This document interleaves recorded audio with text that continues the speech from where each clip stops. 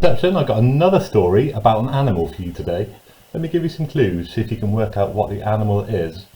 It's big, it's grey, it has a horn on the end of its nose. Any ideas?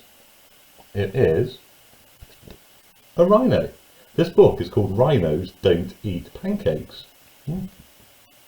The author is Anna Kemp and the illustrator is Sarah Ogilvie.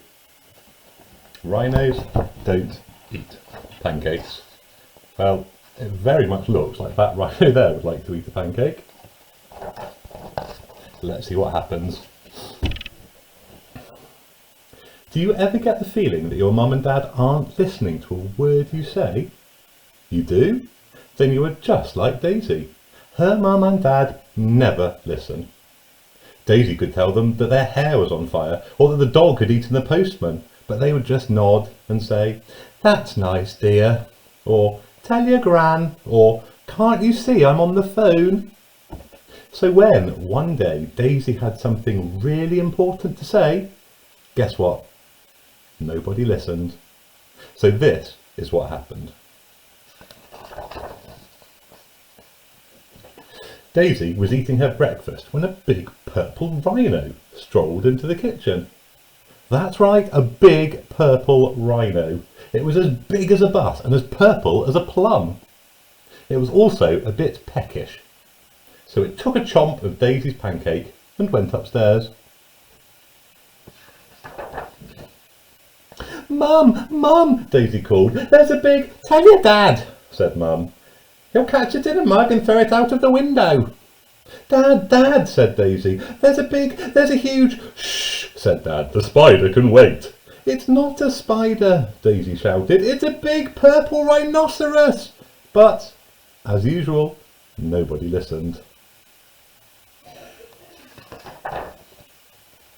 Meanwhile, the rhino made himself right at home.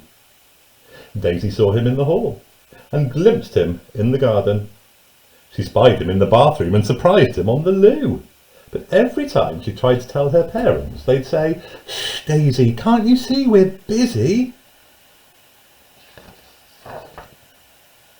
Daisy's parents were busy all week.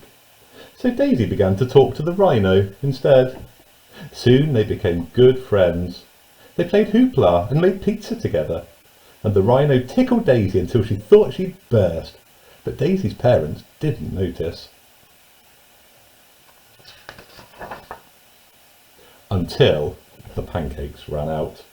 "Who ate all the pancakes?" yelled Dad, looking straight at Daisy. "It was the rhino," she said. "Rhinos don't eat pancakes," said Dad. "This one does," cried Daisy. "I saw him in the kitchen." "The rhino?" said Mum. "In the kitchen?" said Dad. "Yes," said Daisy, "exactly." Mum and Dad roared with laughter. "Whatever next?" they hooted. "A shark in the toilet? A polar bear in the fridge?" "There he is, look!" Daisy yelled. But Mum and Dad were so busy laughing they didn't even notice.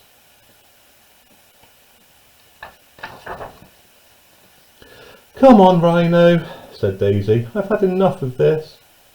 The rhino tickled Daisy with his horn, but she was far too glum to giggle. "Mum and Dad never listen," she sighed. "They are always a million miles away." The rhino sighed deeply through his big purple nostrils. "I'm sorry, Rhino," said Daisy. "Your family are a million miles away too, aren't they?" Rhino nodded, and a lilac tear rolled down his cheek. Poor Rhino. That night, Daisy sat up, thinking of ways to get the rhino back home to his family. He was too heavy for a hot air balloon, and too big for Daisy's rubber dinghy. She thought about lending him her bike, but the helmet would never fit. The next morning, Mum and Dad had a surprise. "We're taking you to the zoo," said Mum, "so you can see a real rhino." "What do you think of that?" grinned Dad. Daisy thought it was a stupid idea when there was already a perfectly good rhino sitting on the sofa. But she didn't say so. What was the point? Nobody would listen. At the zoo, Daisy saw yellow giraffes, bright red parrots, orange and black tigers and grass-green snakes. But she couldn't help thinking about her poor purple rhino. "Hurry up, Daisy," said Mum. "The rhinos are this way." But what was this? There's a poster at the zoo. Missing big purple rhino. Likes pancakes. If found, please call the zoo. "Cripes!" gasped Mum. "Well, that explains the pancakes," said Dad. Mum, Dad and Daisy rushed back home, and guess what they saw when they got there? That's right, the biggest, purplest rhinoceros in town. "What did I tell you?" Daisy said, grinning from ear to ear.